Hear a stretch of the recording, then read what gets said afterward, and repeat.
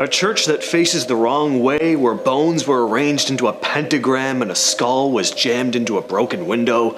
Another where over 40,000 skeletons hang from the walls and ceilings in the shape of chalices and chandeliers. And a tiny chapel in Poland where the priest who built it spent years stacking plague victims into the walls and then had his own skull added to the altar. These are mysterious churches built on top of something evil. Built centuries ago and abandoned in the 1840s, St. Mary's Church in Clophill is considered one of the darkest and most cursed churches in all of England. In 1963, two teens were exploring the grounds when they noticed an old grave had been dug up. The bones inside had been used to form a pentagram. A skull had also been jammed into a broken window. Bones were laid out to form a circle, and there were feathers and red crosses on the walls. Police confirmed that the coffin belonged to a woman named Jenny Humberstone, buried in 1770. And suddenly, everyone was panicking about devil worshippers, and not long after, people started talking about how they'd see hooded figures performing strange ceremonies at night. Some say the church was cursed from the beginning, though. Unlike most Christian churches, this one wasn't built facing east toward Jerusalem. Instead, it faces the opposite direction, what some people call the Devil's Path. Whether that means anything or not, people still report strange lights, chanting, and shadow figures moving among the graves. The Sedlec Ossuary in the Czech Republic is full of human bones.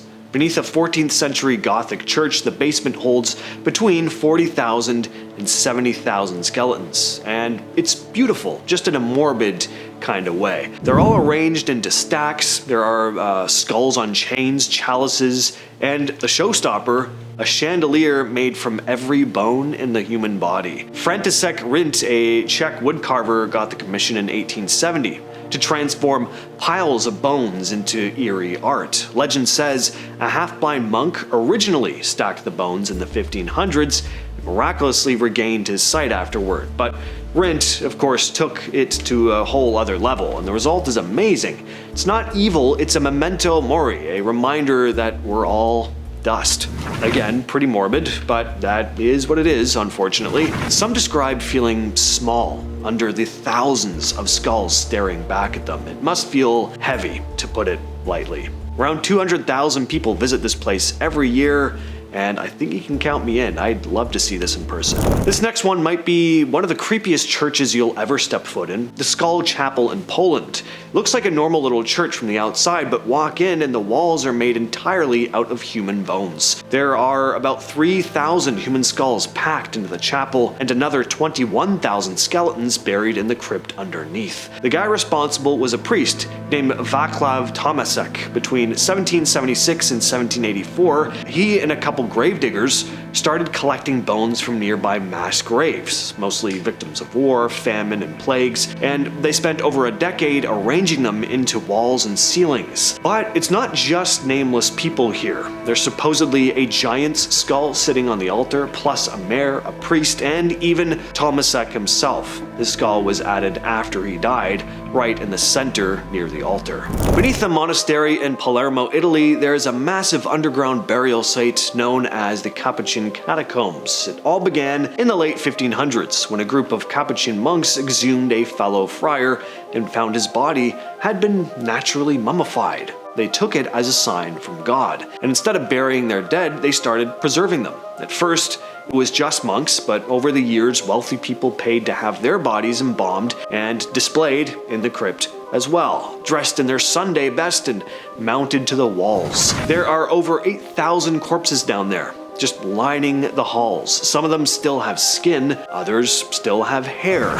One of the most famous is Rosalia Lombardo, a young girl who died in 1920. Her body was embalmed so well that people still claim that her eyes open and close on their own. Her glass coffin is one of the first things you see when you walk in. Some say it looks like she's sleeping. Most people don't say the catacombs are haunted, but a lot of visitors describe a really heavy feeling when they're inside. No shit. St. Michan's Church in Dublin is one of the city's oldest, and it's known for one thing: its crypts.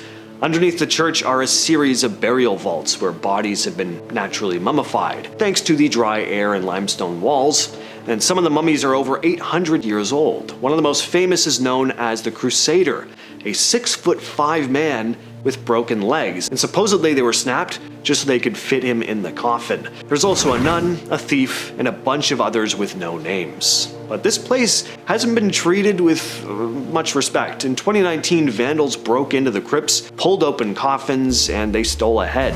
The church claimed that they'd played football with the skulls. That's soccer for all us non-European folk. Then in 2024, the entire crypt caught fire. Apparently it was arson. At least 5 mummies were destroyed, including the Crusader.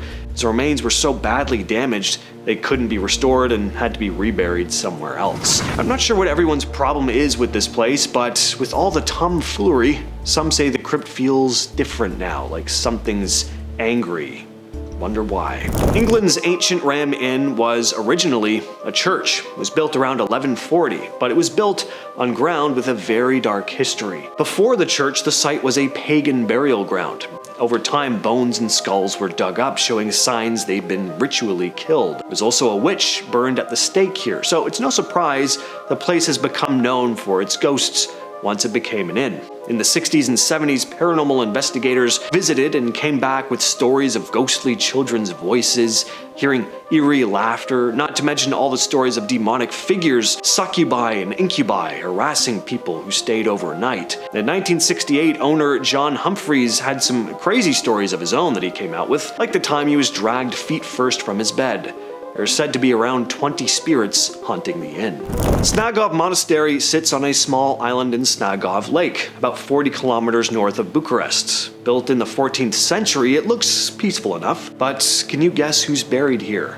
How about the real-life Dracula? Yeah, legend says Vlad the Impaler is buried somewhere beneath the church. No one knows exactly where, but it's said if you step on his grave, you'll carry his curse. Kinda sucks you don't know where it is.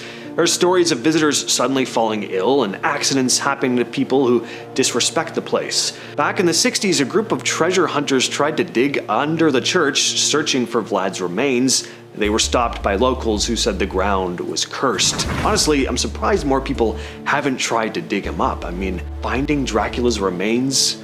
I'd risk the curse. I mean, how freaking cool would that be? Carta Monastery was built in 1204 by Cistercian monks in the Romanian countryside. It was a quiet, almost forgotten place until people started hearing things. During renovations in the late 20th century, workers discovered that there were 2 human skeletons buried in the cellar. Now, that's not too unusual for medieval monasteries, but some say the bones aren't the only thing lurking there. I mean, if you're ever in search of a creepy church set for your horror movie, this is it. Literally, The Nun was filmed here. You can see why. The place just it's got that vibe to it. Now, supposedly the place is haunted by cloaked figures who are seen wandering the grounds at night. Some say these are the spirits of monks who never left the monastery after death, trapped between worlds. Others think something darker resides here. Apparently, poltergeist-type activity's been going on ever since those 2 skeletons were discovered in the cellar.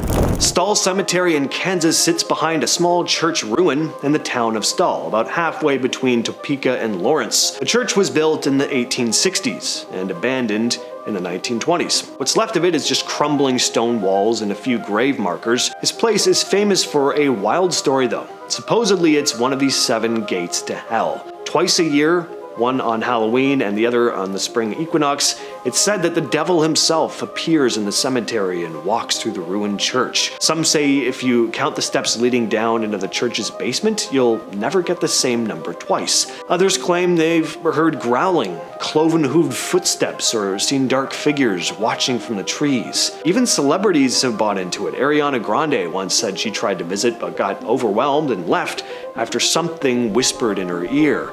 And one of the popes refused to visit the place, saying it was just too evil.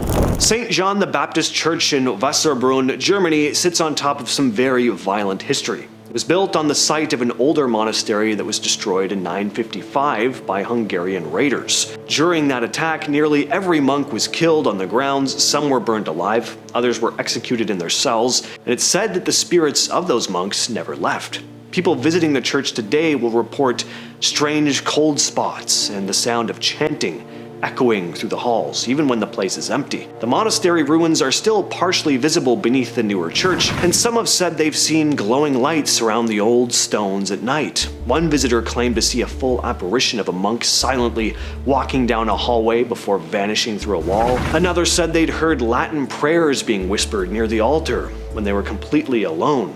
The church is still active, which makes the paranormal stuff even weirder and more numerous, because people go in for mass and they come out saying they saw something move behind the pulpit or that they felt hands on their back while kneeling in prayer. That's why this place has earned a reputation as one of Germany's most haunted churches. I've been your host, James. I will catch you, yes, you specifically, in the next video.